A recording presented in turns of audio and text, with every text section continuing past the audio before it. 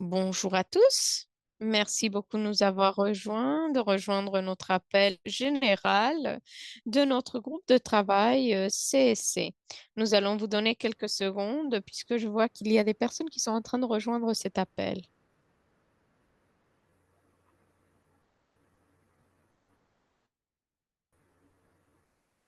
Excellent. Bonjour à tous. Merci beaucoup d'avoir rejoint notre appel aujourd'hui. C'est notre appel général du groupe de travail CSC. Mon nom est Gabrielle Hunter et avec Maria Mwamala et Abou Kenya, je suis aussi coprésidente du groupe de travail. Est-ce que nous pouvons passer à la diapositive suivante, s'il vous plaît, Ashley? Merci. C'est un plaisir pour nous de vous souhaiter la bienvenue. Notre appel va être interprété en anglais, français et portugais. Donc, s'il vous plaît, sélectionnez votre langue pour l'interprétation maintenant. Nous allons avoir trois personnes qui vont interpréter dans les trois langues aujourd'hui. Vous pouvez aussi suivre la présentation avec les diapositives en anglais, français ou portugais en suivant les liens que vous voyez ici en bas de votre écran. Nous allons bien sûr partager aussi le lien dans la boîte de discussion si vous voulez suivre. Nous allons vous envoyer aussi toutes les diapositives ainsi que l'enregistrement. Après cet appel, vous pouvez partager votre nom, s'il vous plaît, dans la boîte de discussion de votre pays. Je vois plusieurs personnes déjà que je connais dans la liste, mais s'il vous plaît, présentez-vous quand même. Suivante, s'il vous plaît.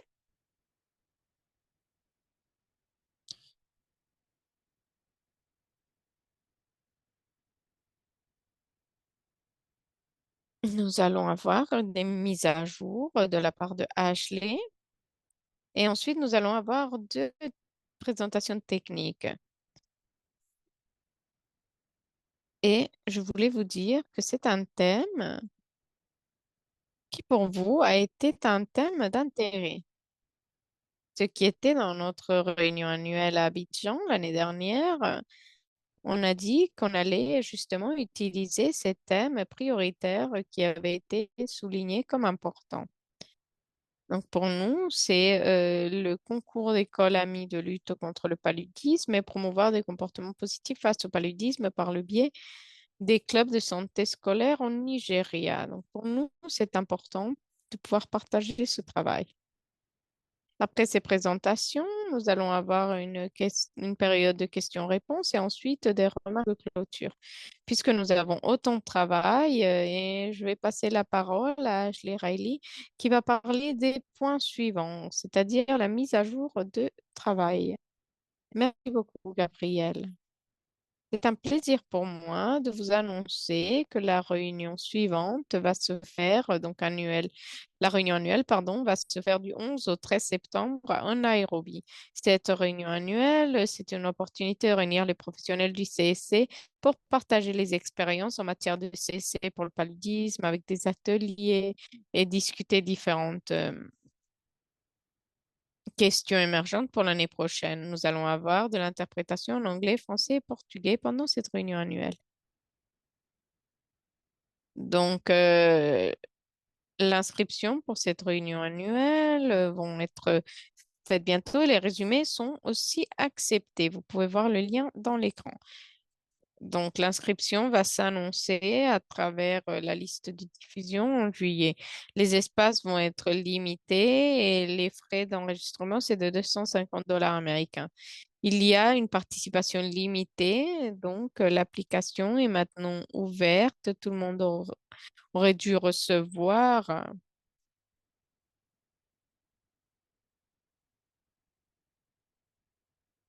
et nous allons mettre le lien dans la boîte de discussion bientôt. Et donc l'application, le délai, c'est le 24 mai pour les candidatures ouvertes. Nous allons commencer maintenant notre conférence d'aujourd'hui avec Mike Tosso.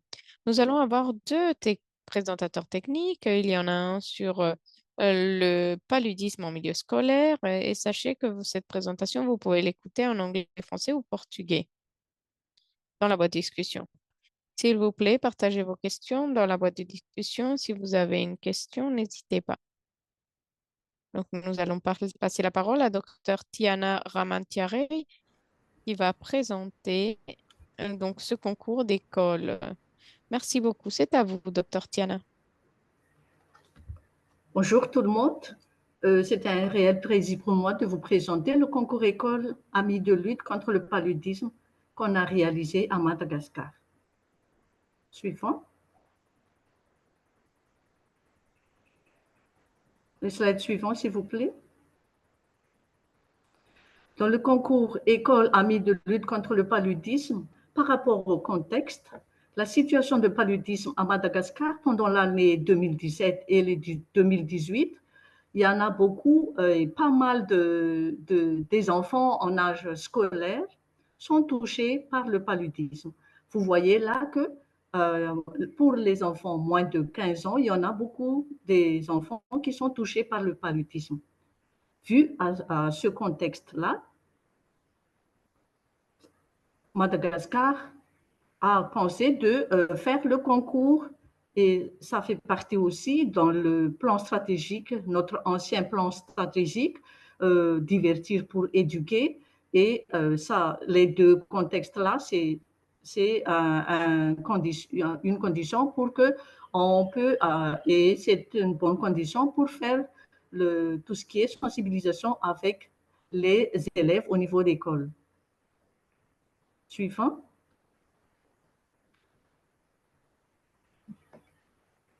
Toujours dans le contexte, tout ce qui est activité auprès du programme national de lutte contre le paludisme, ça touche surtout les adultes. Vous voyez dans le listogramme là que les stratégies, il y a le plaidoyer qui touche les adultes, il y a les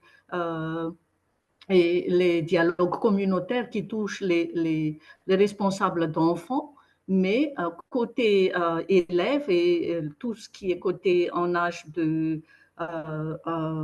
écolier, il n'y a pas beaucoup d'activités pour ça. Ça fait partie aussi, ça complète aussi la raison que cette activité concours école pour les élèves, pour lutter contre le paludisme est une bonne cause. On a travaillé au niveau des 41 districts à problème par rapport à notre donnée au niveau du programme et on inclut aussi dans le concours les 13 districts en élimination du paludisme. Ce sont surtout les écoles implantées au niveau du chef-lieu de région qui sont le plus bénéficiaires de cette activité. Pendant le concours, il y en a les primes pour les élèves, les supports et les lots que le programme a dépensé pendant cette activité-là. Suivant.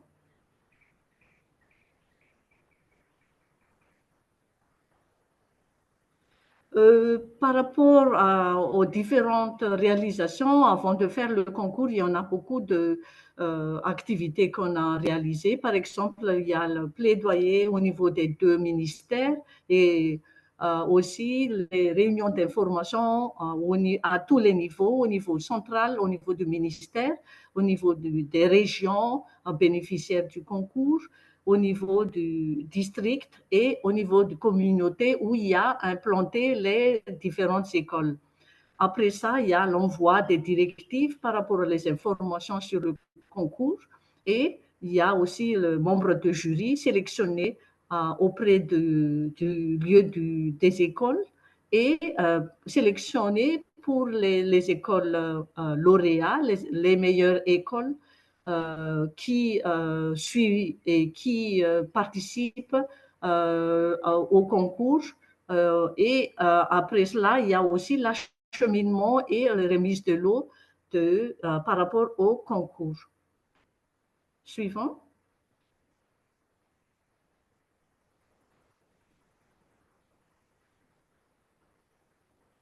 Je vais expliquer un peu alors qu'est-ce que nous avons fait pour le concours. Pendant l'année scolaire 2019-2020, le directive que nous avons envoyé, c'est de réaliser des sketchs vidéo.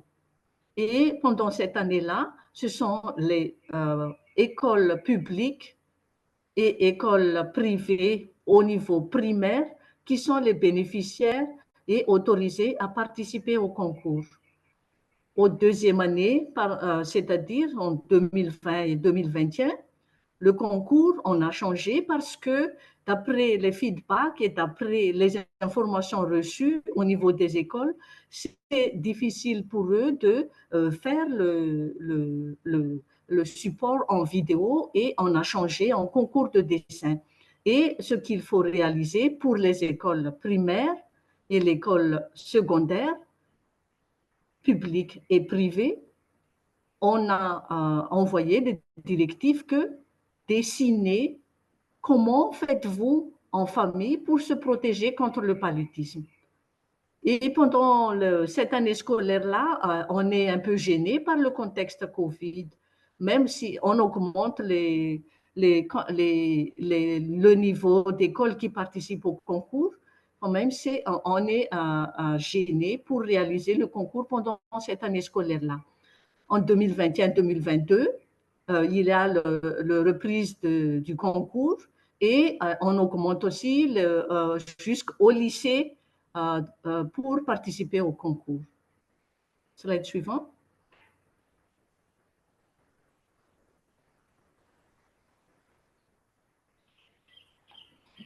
Alors, ce qu'on a utilisé comme moyen de sensibilisation qui sont disponibles pour le concours École Amis de lutte contre le paludisme, il y a les supports BASH, les informations dans le support BASH, ce sont tout ce qui est stratégie et qu'on utilise ici à Madagascar.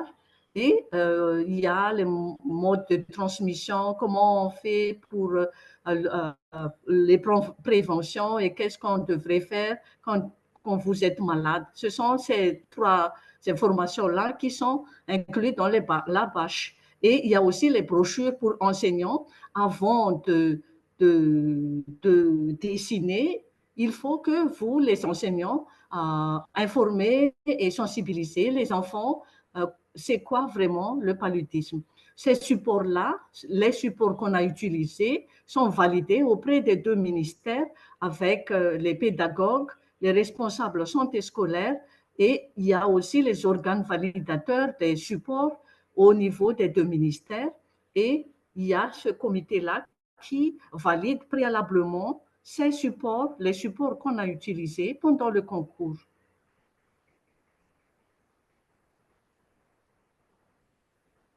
Slide suivant. Et ce qui se passe alors dans le cadre du support disponible pendant le concours, toujours dans ce même thème, il y a des directives pour les maîtres et les maîtresses. Dans les directives, ça inclut les stratégies de lutte contre le paludisme. Et pour les écoles, il y a les bâches de sensibilisation et les affiches de sensibilisation qu'il faut mettre dans les lieux où il y a beaucoup d'élèves.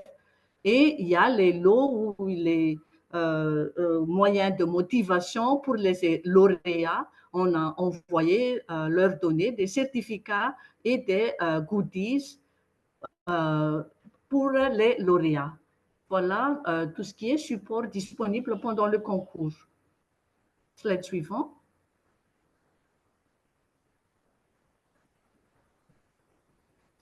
Alors, par rapport aux résultats, pendant la première année du concours, 41 districts vulnérables ont participé au concours.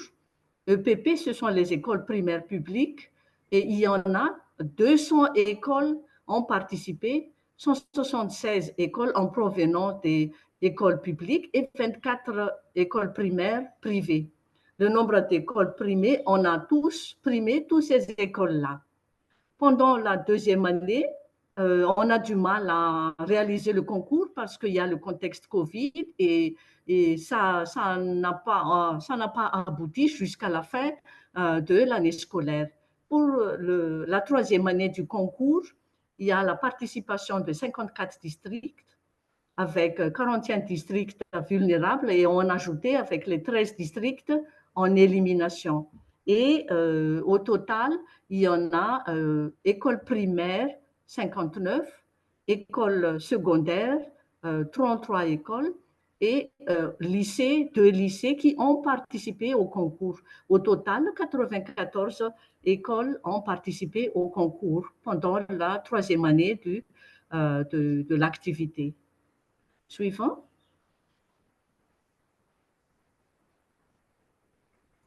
Le résultat, pendant le premier concours de dessin, on a reçu 1660 dessins et parce que dans les directives, il faut sensibiliser tout ce qui est élèves dans le concours et au total, 8800 élèves sensibilisés. Dans la 3e année, il y en a 2010 dessins reçus ici au sein du ministère et au total, ce sont 33 000 élèves ont été sensibilisés. Le thème le plus reçu par les élèves est le thème de dessin qu'on a.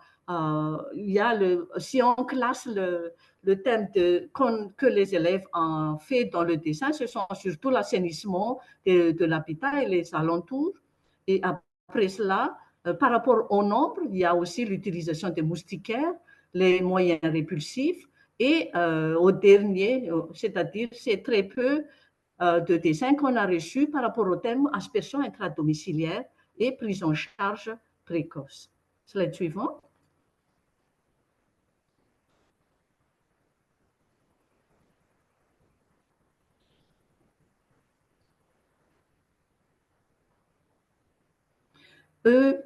Si on parle de la participation des écoles au concours, c'est l'un tiers des écoles existantes dans les districts bénéficiaires qui participent au concours. Et les élèves de classe de 8e qui ne sont pas en classe d'examen qu'on a choisi pour faire le concours. Un dessin envoyé égale un enfant sensibilisé. La contribution au concours, ça fait partie aussi de l'amélioration des résultats des examens. Au niveau des écoles primaires, il y en a un bon résultat à l'examen. Ça fait partie aussi pour les collèges au niveau de l'enseignement général. C'est 86% de réussite pour l'école enseignement général. Le constat aussi qu'il y a des réductions d'absentéisme dues aux maladies sensibilisées à l'école et au sein des écoles ici à Madagascar. Ce sont les maladies les plus touchées, qui touchent de plus pour les élèves qui sont inclus au niveau des écoles. Par exemple, il y a les infections respiratoires aiguës, IRA, le paludisme, le diarrhée, le bilharziose et les différents parasitoses. Slide suivant. Mais quand même, il y a des réussites, mais pour le défi, c'est que on a annoncé pendant le slide précédent que la participation effective de toutes les écoles publiques et privées dans les districts cibles ne sont pas effectives. Il y a aussi le problème de suivi de l'adoption de comportement des écoliers après le concours. Et ce sont les deux grands défis pour nous en réalisant le concours école au niveau de ces différents districts. Slide suivant.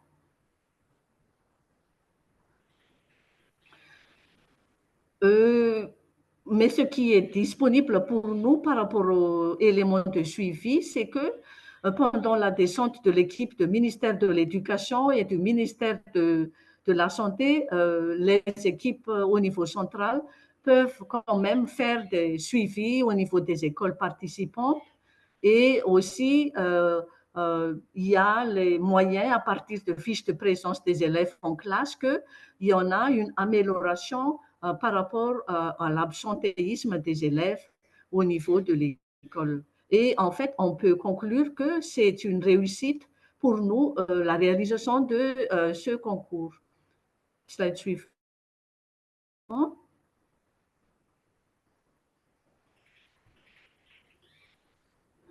Pour conclure alors, c'est en réalisant le concours école, c'est une moyen d'approprier la future génération dans la lutte contre le paludisme. Et pendant la réalisation du concours, il y a la diversification et élargissement des cibles en multiplication les émetteurs avec les élèves au niveau des écoles. Et ce concours fait partie de l'approche divertir pour éduquer qui est inclus dans notre plan stratégique. Et aussi, il y a la capacitation effective à tous les niveaux parce que pendant la réalisation, on touche au niveau central, au niveau régional, district et communautaire. Pendant la réalisation de ce concours aussi, qu'on a eu la collaboration étroite avec le ministère de l'Éducation pour changer la leçon de classe de 8e par rapport à la leçon du paludisme qui annonce toujours l'ancien nom de médicament sur le paludisme. Maintenant, on n'utilise pas le chloroquine et on a pu faire changer ce nom dans les rubriques éducation pour changer que maintenant on n'utilise pas la chloroquine, mais il y a un changement. Et à l'occasion de cette approche, on a pu faire cette activité de changement, cet moyen pour changer le nom et la leçon de classe de 8e par rapport à la leçon du paludisme. Voilà ce que je vais vous présenter. Merci beaucoup pour votre aimable attention.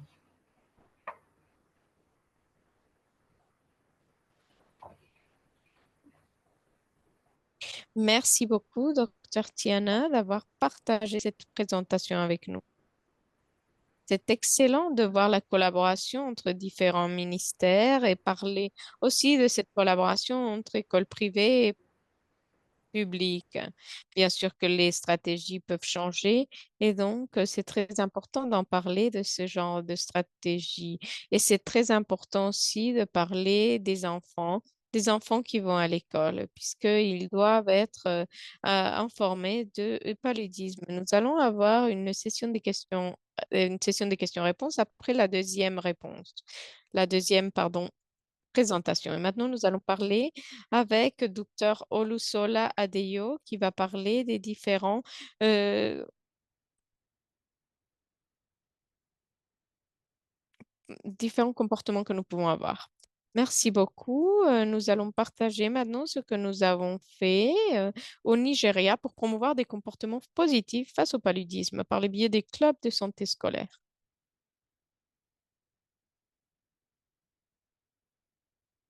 Le paludisme est très présent au Nigeria.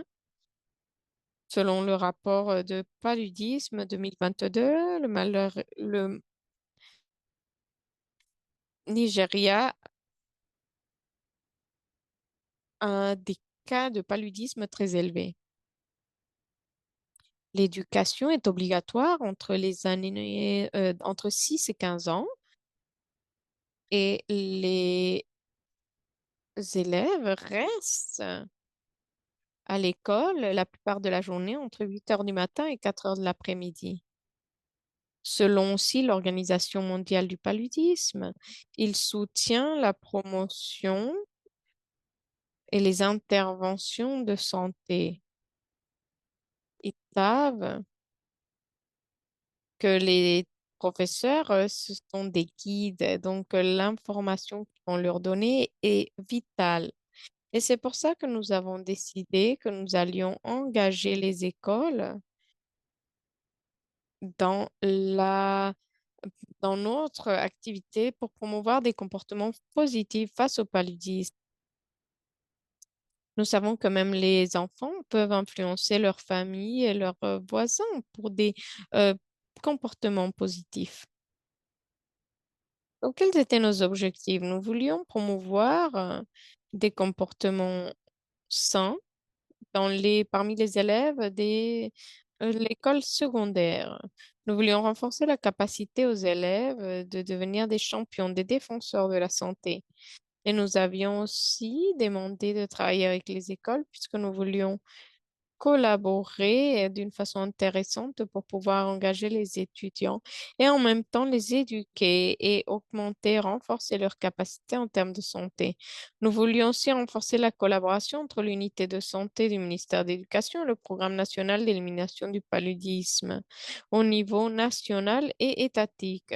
Nous avions trois États qui faisait partie de USAID, donc de notre initiative, donc des États financés par USAID, et ensuite à travers d'autres gouvernements locaux, puisque ces trois États ont des niveaux d'alphabétisme élevés, plus que d'autres États qui étaient en train d'être soutenus.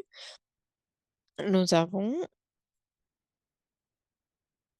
engagé avec 6 écoles dans ces trois États. Nous voulions qu'à travers ce chemin, on aurait pu avoir un grand impact. Nous avons créé un pilote, un projet pilote de faisabilité puisque c'était notre première temps, notre première fois en train d'engager des écoles dans un projet. Donc, nous voulions faire ce pilote pour pouvoir améliorer notre approche, avoir des leçons apprises et donc pouvoir l'appliquer à d'autres écoles. Nous avions 4 approches. Notre première approche était de collaborer avec le secteur de l'éducation, je l'avais déjà mentionné. Nous avons créé 3 équipes de mise en œuvre de CSC pour les écoles publiques qui allaient qui allaient suivre des tâches de supervision. Ensuite, nous avons des membres de représentation pour des ministères de santé et au niveau de l'État, mais aussi au niveau local. Nous avons commencé en formant les professeurs et les enseignants sur le paludisme. Nous avons aussi élaboré un guide de l'enseignant sur le paludisme et les aptitudes à la vie quotidienne. Nous nous sommes focalisés sur le paludisme parce que nous faisions du paludisme CSC et ensuite nous voulions que ce soit intéressant, qu'il y ait des thèmes comme par exemple la gestion du temps, des ratios différents. Et nous avons aussi une deuxième approche pour améliorer la connaissance sur le comportement de paludisme. Donc, quand nous avons introduit ce guide, ce n'était pas nouveau parce qu'il y avait un projet précédent par USAID, PMI, avait utilisé aussi des informations sur le paludisme et ils l'avaient utilisé et ils avaient utilisé ce genre de guide dans les écoles quand ils avaient distribué des moustiquaires pour les enfants à l'école. Donc, il y avait la déclaration de paludisme et ils ont commencé à les incorporer dans les assemblées de l'école. Généralement, on utilise des bénéfices non monétaires pour pouvoir promouvoir la participation dans ce genre de participation de ces étudiants dans ces activités. Nous avons utilisé par exemple des t-shirts, des différents stylos, des cahiers, entre autres. Suivante. Nous avions d'autres approches. Nous voulons renforcer les compétences des élèves dans la planification et l'organisation et leur qualité interpersonnelle.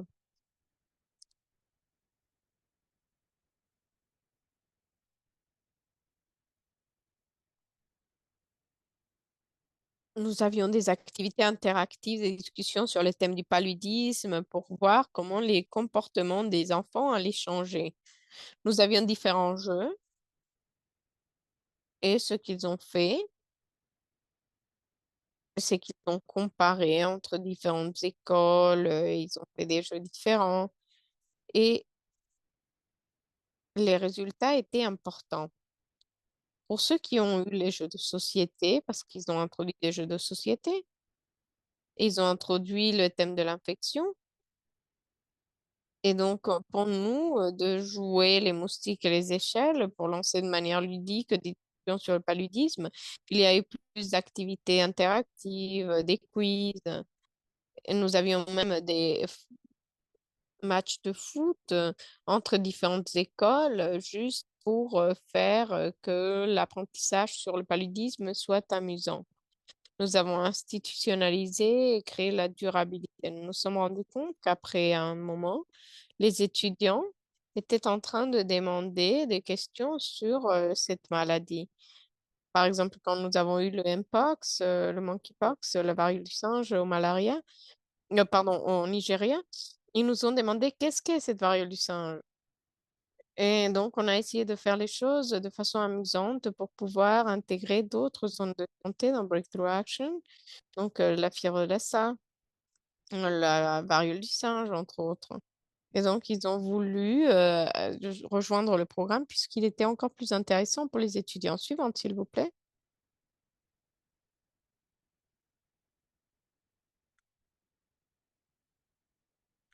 Nous avions un outil pour pouvoir regarder et faire un suivi du résultat des activités que nous avions suivies. Nous avions bien sûr des activités de l'assemblée, des activités en classe, à travers des activités du club de santé scolaire. Toutes les activités se sont effectuées depuis octobre 2021 jusqu'à juillet ou septembre 2022. Et en moyenne, 150 activités ont été signalées chaque mois. Donc, on a pu atteindre un grand nombre d'étudiants, comme vous pouvez le voir. Initialement, nous voulions les engager et faire que ce soit intéressant.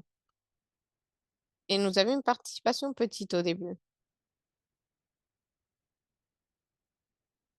Et ils ont commencé à voir et poser des questions pour savoir comment.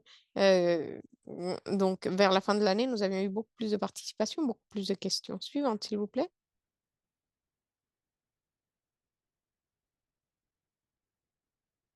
À la fin de notre projet pilote, nous avons fait un examen d'appréhension. Nous avons fait cet examen parce que nous n'avions pas la permission éthique de parler aux enfants directement, mais nous l'avions de Johns Hopkins et de différents comités pour effectuer un examen appréhension, pour pouvoir savoir à quel point le programme avait été bien mis en œuvre et peut-être de le mettre à échelle dans d'autres écoles.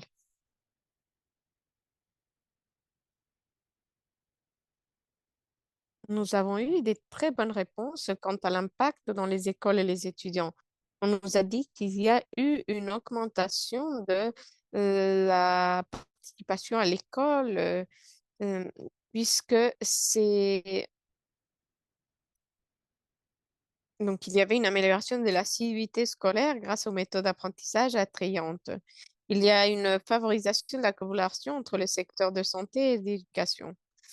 Quand on a demandé quelles ont été les activités considérées comme ayant le plus d'impact, ils nous ont dit les activités dissertantes, divertissantes, comme par exemple le drame, le jeu de moustiques et des échelles, le concours scolaire et les récitations. C'était vu comme quelque chose d'intéressant et divertissant. Suivant, s'il vous plaît.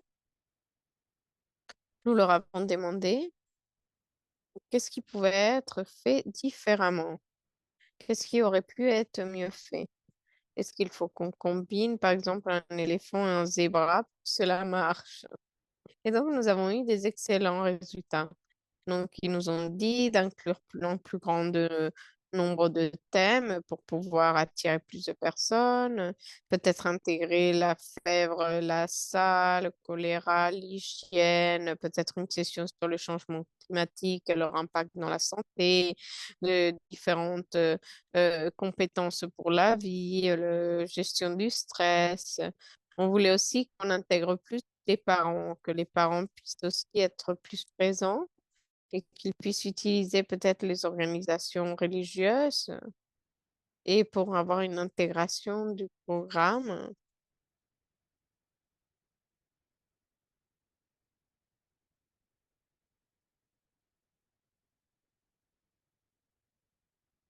Suivante, s'il vous plaît.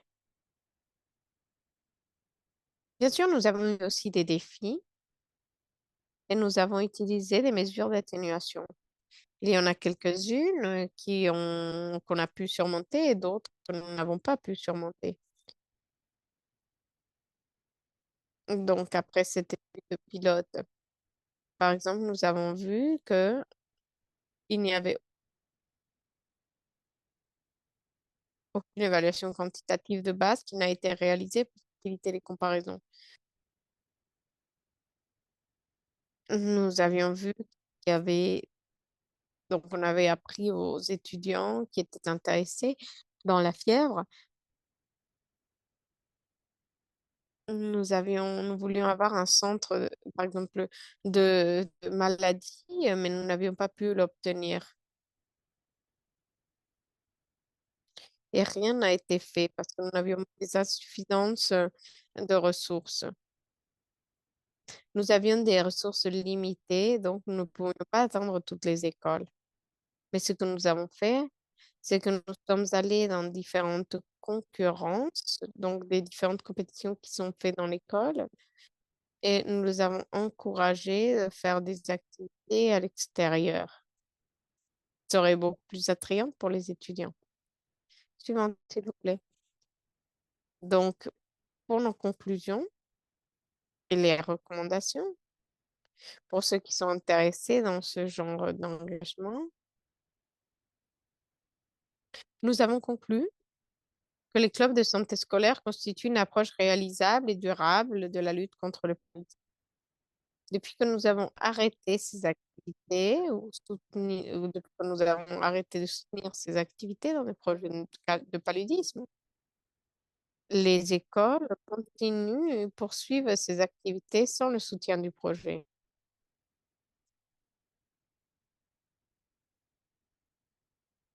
Donc, c'est très bien.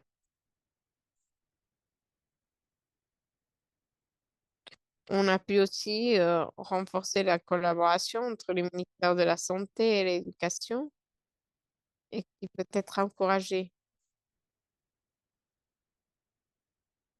Vous pouvez utiliser cette information, vous pouvez faire donc des formations, des outils pour faire des rapports. Et il ne faudrait pas que ce soit une intervention avec une seule maladie, juste paludisme, mais plutôt une intégration d'autres maladies aussi et qui pourrait aussi intégrer des compétences de vie. C'est quelque chose qui pourrait être vraiment important pour les étudiants. Il faut aussi pouvoir mesurer les changements entre les différentes personnes de l'école et de la communauté. Et ces activités devraient être utiles pour pouvoir les rejoindre à des structures communautaires et qui puissent développer différentes activités entre médias, discussions, etc. Nous avons inclus une photo ici qui souligne et qui montre une compétition inter-école qui était très amusante pour les enfants. Suivante, s'il vous plaît. Merci beaucoup. Merci. Merci beaucoup, Dr. Shah.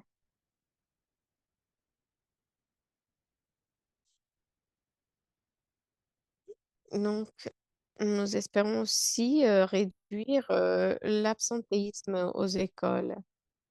Donc, pour le Nigeria, c'est important. C'est important non seulement pour les connaissances, mais aussi pour les attitudes, pour pouvoir aussi éviter l'absentéisme scolaire. Aussi, un autre exemple, c'est la duration du projet et du programme et de présentation. Montre comment la collaboration peut se faire à travers le foot ou à travers d'autres activités et comment on peut vraiment créer de la sensibilisation dans les écoles. Nous allons maintenant faire une session rapide de questions-réponses, s'il vous plaît.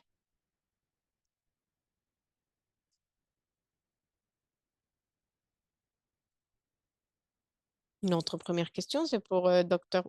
Ulusola sur les ressources au Nigeria et il dit à quel est-ce que ces clubs se réunissent avant l'école ou après l'école? Quel est leur euh,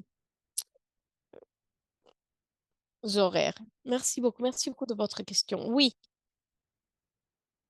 nous avons juste travaillé avec des écoles publiques.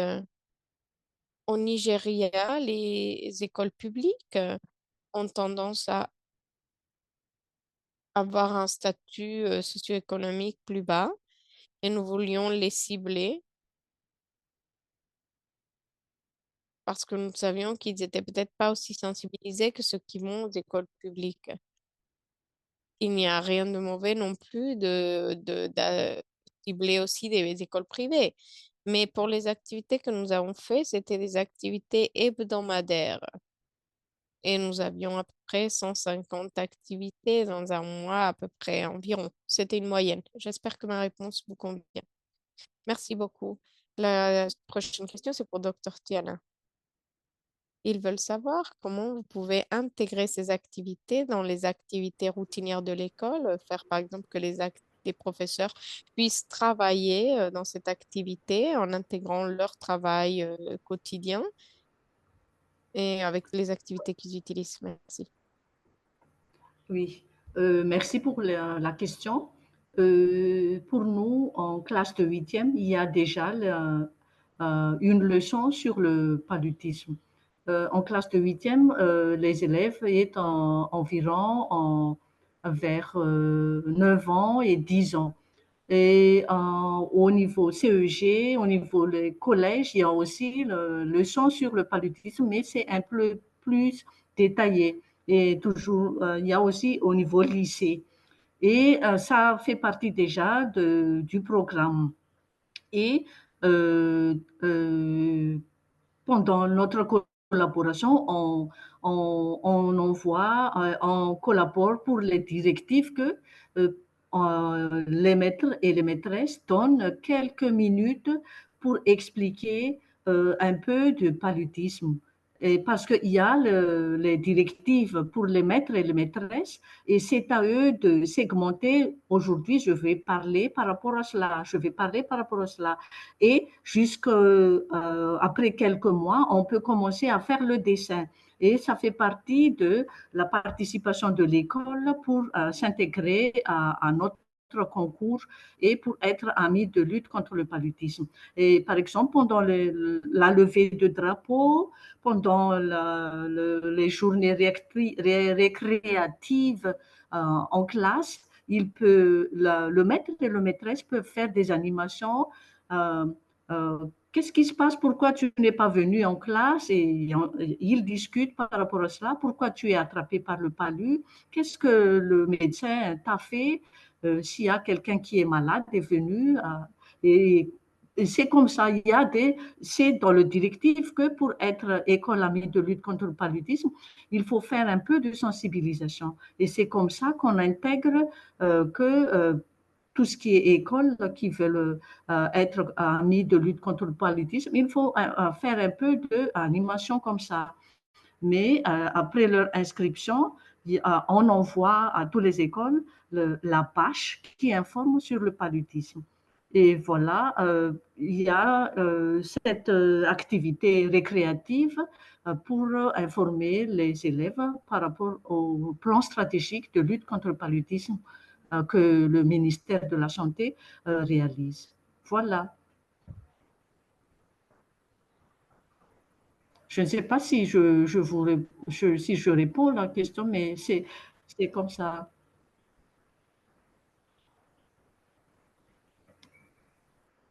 Merci beaucoup, Dr. Tiana.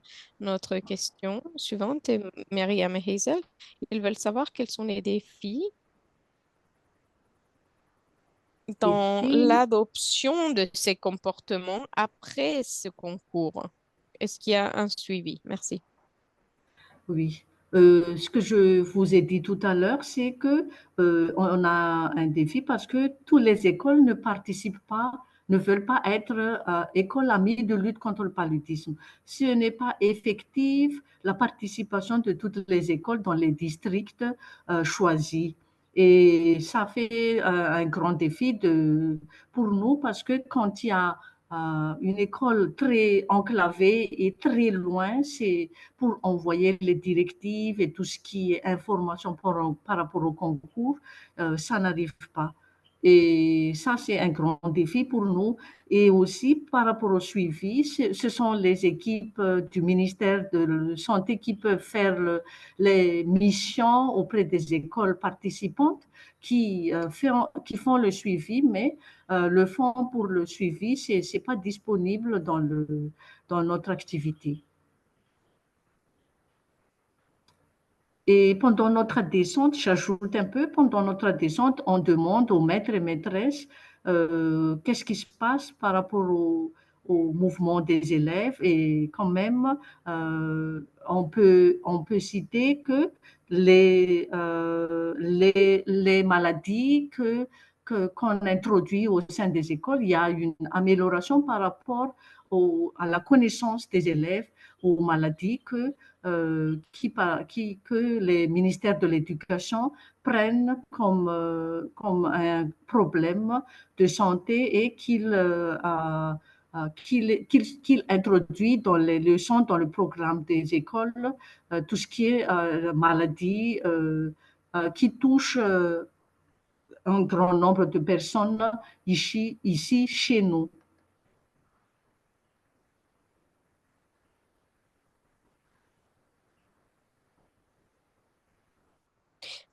Merci beaucoup. Et la question suivante, c'est pour nos deux présentatrices.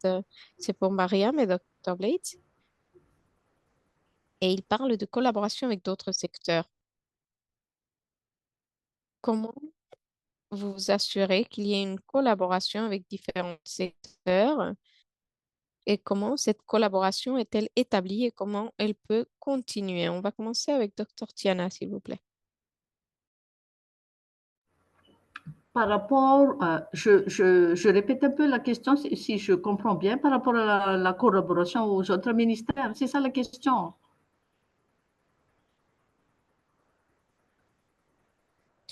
Oui, Yeah. exactement. Comment vous commencez OK, cette collaboration? OK. D'abord, il y a les grandes autorités au sein des deux ministères et il y a des plaidoyers que nous avons réalisés auprès du ministère de l'Éducation nationale. Et avec eux, ils nous informent tout ce qui est, tout ce qui est itinéraire, tout ce qui est moyen disponible auprès d'eux pour nous aider à faire le concours. Et après ce plaidoyer-là, il y a des comités qu'on travaille ensemble pour voir et poursuivre ce que nous allons réaliser. Et au niveau des zones où on a introduit, c'est avec la collaboration du ministère de l'Éducation nationale qui nous introduisent au sein des différentes écoles au niveau district parce qu'on n'a pas le droit d'introduire tout de suite au niveau des différentes écoles. Et c'est avec eux qu'il y a des notes, il y a des notes ministérielles, il y a des informations qui circulent au niveau des deux ministères, il y a des validations par rapport au support, comment on va présenter les moyens de sensibilisation, si avec les enfants ou avec les jeunes, comment on va présenter ces supports-là. Et c'est toujours en collaboration, mais le début, c'est qu'il y en a notre venu au sein du ministère et après, il nous explique que pour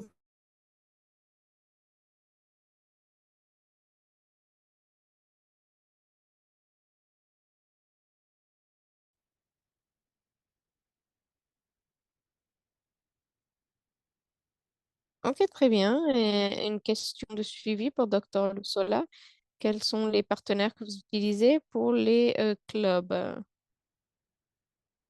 Merci beaucoup. Ma organisation s'appelle Breakthrough Action et il est financé par USAID.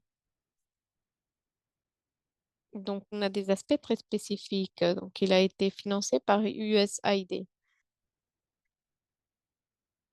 Nous avons travaillé avec les États, les ministères aussi.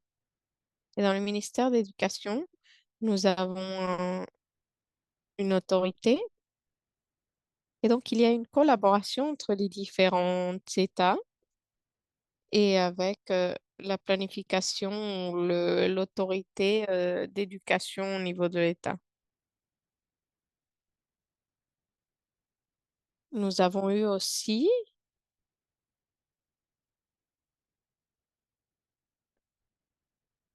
et souvenez-vous, j'ai dit que une des premières choses que nous avons fait, c'est d'établir une équipe de mise en œuvre pour faire un suivi.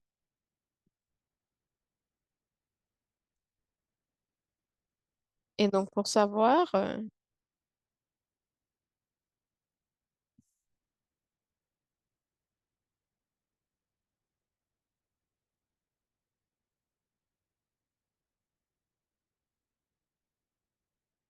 et donc on essaye de savoir quelles sont les leçons, quelle est la possibilité d'effectuer donc ces clubs. Merci beaucoup et j'espère que cela vous a aidé. Nous avons une autre question pour vous. La question vient de Grace. Est-ce que les moustiquaires sont disponibles?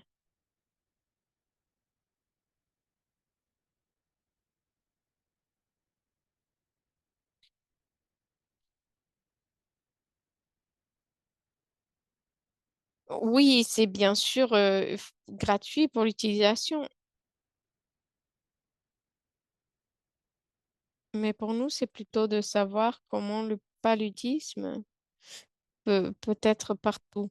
Mais oui, c'est disponible et peut être utilisé.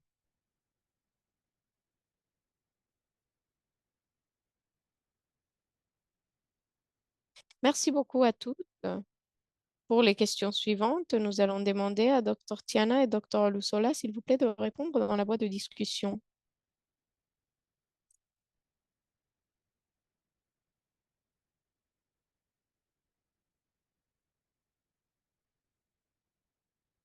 Merci beaucoup d'avoir partagé donc toute cette information. C'était une excellente opportunité de comprendre comment ça peut être important la CSC dans les écoles.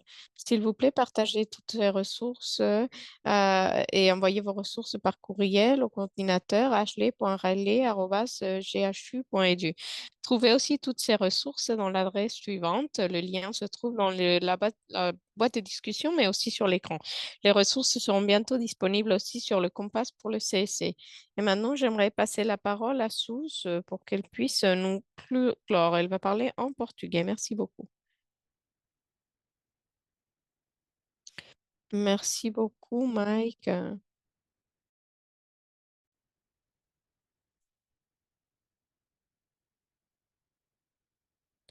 Donc, pour cette semaine, nous allons ouvrir les élections pour une position en tant que président. Et ce sera donc avec nos deux autres coprésidents. Et après, nous allons voir qu'elles ont été soumises jusqu'au 29 mai. Pour notre prochain appel général, il se fera en juillet. C'est très bientôt qu'on aura cette date dans notre liste. Et pour notre appel général de juillet, nous voudrions avoir au moins une présentation d'un pays qui parle portugais, s'il vous plaît. Donc, un pays lusophone, s'il vous plaît. Il faut qu'il y ait une présentation lusophone, des pays lusophones, s'il vous plaît. Quand nous allons faire une présentation sur le travail que vous faites, sur la CSC, et il faut qu'on sache qu'est-ce qui se fait dans des pays qui parlent portugais. N'oubliez pas, sauvegarder la date du 11 au 13 septembre pour notre réunion annuelle de la CSC qui se fera au Kenya, à Nairobi. Merci beaucoup. Et donc, merci beaucoup. Gardez contact avec nous, s'il vous plaît. Gardez contact avec notre équipe. Vous pouvez voir toute l'information dans dans la boîte de discussion, dans notre site internet et aussi avec notre communauté. Et vous pouvez le voir aussi dans Springboard. Merci.